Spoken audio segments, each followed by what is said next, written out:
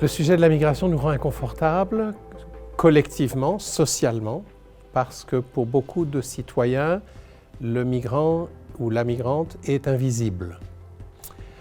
On distingue dans le langage les expats des migrants. Souvent, ils ont le même titre de séjour, mais l'expat, c'est celui qui a du capital social, qui a un haut salaire, qui travaille pour une entreprise qui peut le protéger.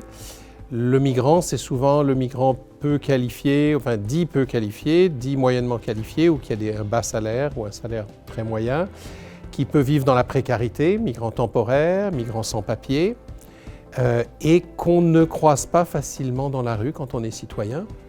On ne reconnaît pas. Et donc, on ne les connaît pas, on ne connaît pas leur expérience vécue.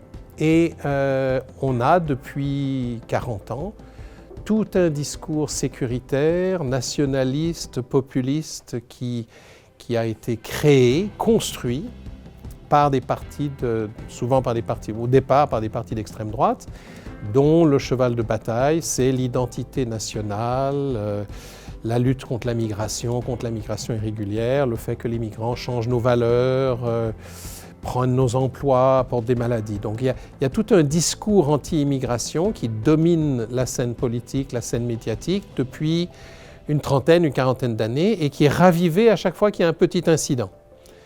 Et ça rend la création d'un discours favorable à la migration très difficile. Entre autres, les politiciens, pour l'instant, sont incapables de gagner des élections en ayant un discours favorable à la migration. Il n'y a pas d'électorat pour des gens qui sont pro-immigration.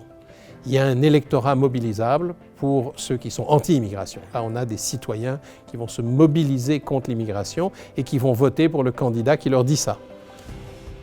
Les citoyens qui seraient plutôt pro-immigration, ils vont voter sur d'autres questions, sur les questions d'emploi, ils ne sont pas idéologiquement motivés contre l'immigration, ils vont voter sur l'emploi, sur les impôts, sur la santé, l'éducation, etc.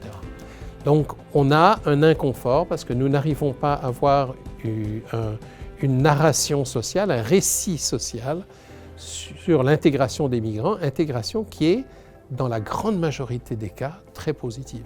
Et on n'arrive pas à porter ce discours socialement.